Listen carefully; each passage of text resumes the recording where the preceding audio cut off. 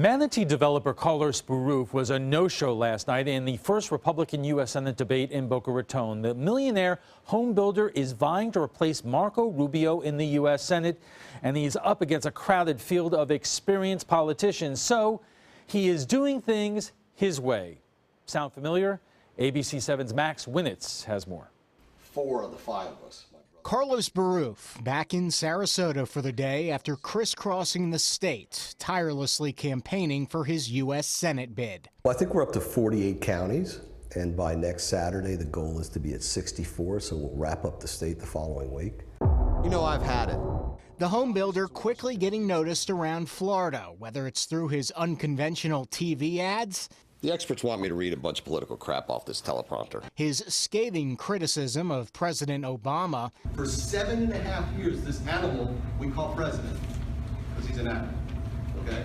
Or his sometimes jarring and controversial policy proposals. Well, I think people are tired of politicians who are polished and they're always worried about what's going to come out of their mouth because it has no meaning anymore. Recently, Beruff told a group of 200 Republicans in Broward County that for the time being, no one from the Middle East, with the exception of Israel, should be permitted in the United States.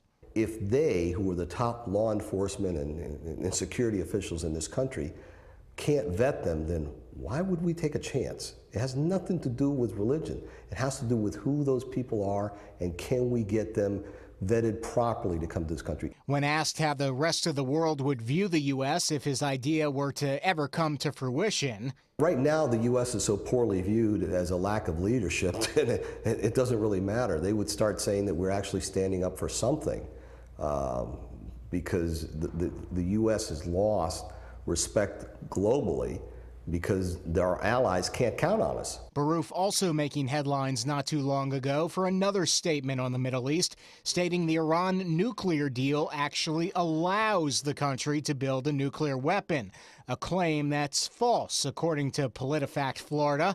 Yet Beruff isn't backing down. They still have enrichment, and they still have centrifuges that are producing uranium, enriched uranium.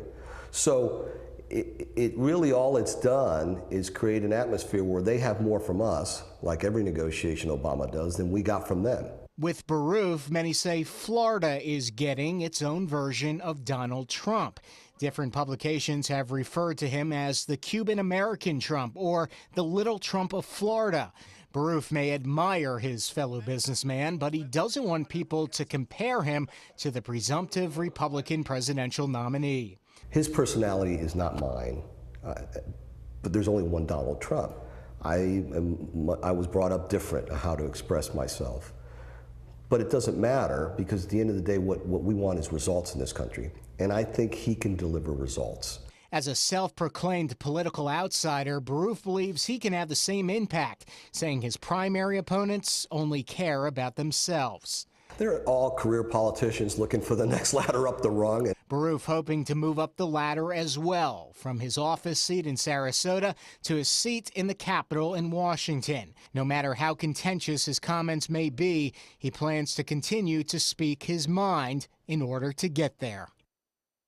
And just this week, the Tampa Bay Times did an article about Beruff's driving record. According to the newspaper, he's been pulled over 5 times over the last 6 years for speeding violations. And in 2010, his license was suspended for 40 days. Reporting in the newsroom, Max Winitz, ABC 7, your Suncoast News.